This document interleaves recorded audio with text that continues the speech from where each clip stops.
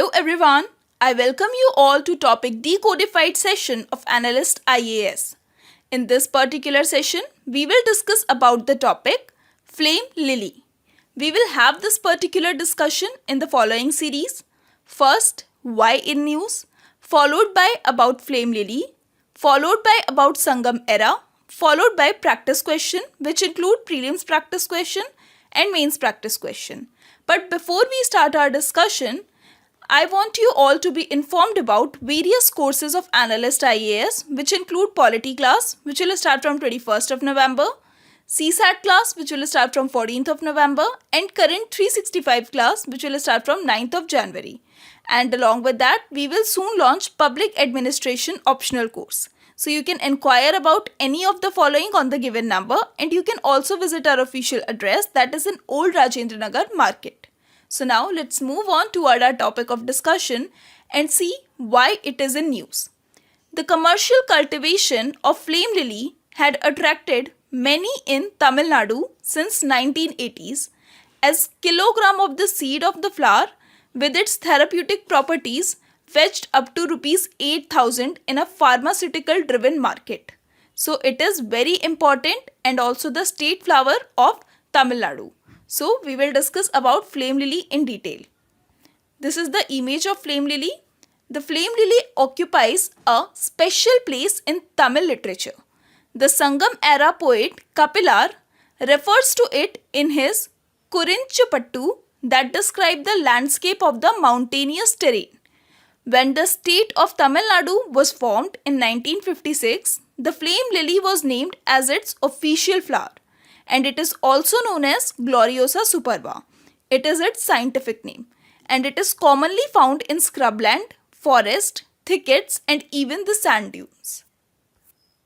Both the roots and the seeds are important pharmaceutical ingredients in indigenous Indian and African medicine.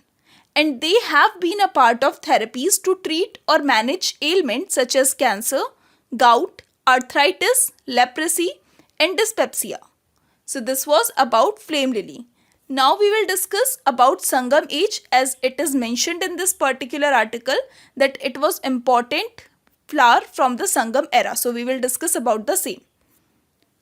The period roughly between 3rd century BC and 3rd century AD in South India, the area lying to the south of the river Krishna and Tungabhadra is known as Sangam period. It has been named after the Sangam academies held during that period and that flourished under the royal patronage of Pandya kings of the Madurai. At the Sangam, eminent scholars assembled and functioned as the board of censors and the choicest literature were rendered in the nature of anthologies. These literary works were the earliest specimen of Dravidian literature. And according to Tamil legend, there were around 3 Sangams, that is Academy of Tamil Poets, held in the ancient South India, popularly called Muchchangam. These 3 Sangams were, the first one is believed to be held at Madurai and attended by gods and legendary sages, and no literary work of this Sangam is available. The second Sangam was held at Kapadapuram. Only Tolkapiyam survived from this particular Sangam. The third Sangam was also held at Madurai and a few of these Tamil literary work had survived and they are useful source to reconstruct the history of Sangam period. So this was about the Sangam literature. Now we will discuss about the kingdom which are prominent in Sangam era, that is Cheras, Cholas and Pandyas. First we will discuss about Cheras. The Cheras controlled the central and the northern part of the Kerala and the Congo region of the Tamil Nadu. Vanji was its capital and the ports of the west coast were Musiri and Tondi which were under their control. The emblem of Chera, as you can see in this particular image, was bow and arrow, and the Pugalur inscription of the 1st century AD has reference to the 3 generation of the Chera ruler. The Cheras owed its importance to trade with the Romans and they also built the temple of Augustus over there. The greatest ruler of the Chera was Sengutuvan. He was also known as Red Chera or the Good Chera, who belonged to 2nd century AD. His military achievements have been chronicled in epic Silapatikaram with details about his expedition to the Himalayas where he defeated many North Indian rulers. Sengotuvan introduced the Pattini cult or the worship of Kannagi as the ideal wife in Tamil Nadu, and he was the first to send an embassy to China from South India. So this was about Sengotuvan. Now we will discuss about the Chola kingdom. The Cholas controlled the central and the northern part of the Tamil Nadu. Their core area of rule was the Kaveri Delta, which was later known as Chola Mandalam, and their capital was Urayur near the Tiruchirappalli town, and the Puhar or the Kaveri Pattanam was an alternative royal residence and the chief port town. In this image, you can see that tiger was their emblem. The Cholas also maintained an efficient navy, and the king Karaikal was the famous king of the Sangam Cholas. So this was about Cholas. Now we will discuss about Pandyas. The Pandyas ruled from Madurai.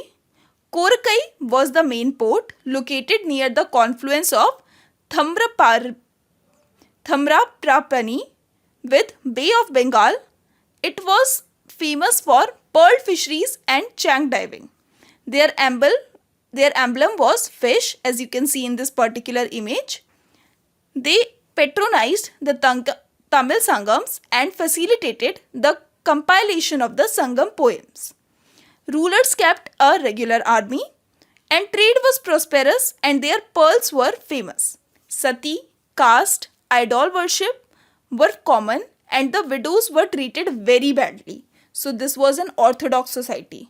They adopted the Vedic religion of sacrifice and patronized the Brahmin priest. Their power declined with the invasion of a tribe called the Kalabhras.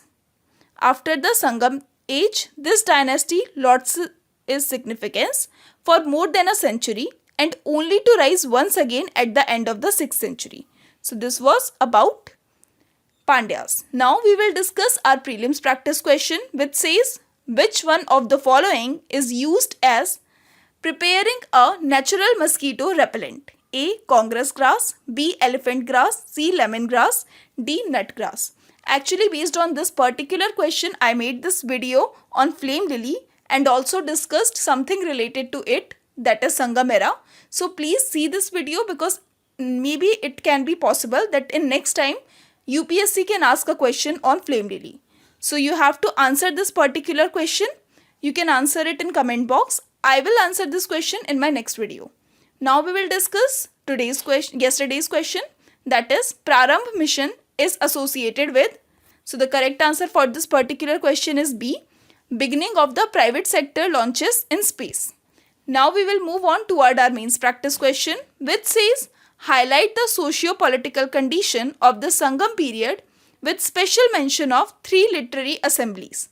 So you have to answer this particular question in 250 words. Write your answer and send it to us on our WhatsApp number to get it reviewed. So this is all for today. Stay tuned with Analyst IAS to get further update. Thank you.